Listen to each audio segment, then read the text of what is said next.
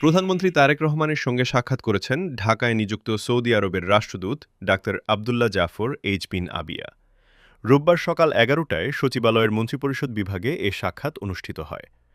বৈঠকে দুই দেশের পারস্পরিক স্বার্থ সংশ্লিষ্ট বিভিন্ন বিষয়ে আলোচনা হয়, বিশেষ করে অর্থনৈতিক সহযোগিতা, জনশক্তি রপ্তানি এবং জ্বালানি খাতে বিনিয়োগ বৃদ্ধির ওপর গুরুত্বারোপ করা হয়।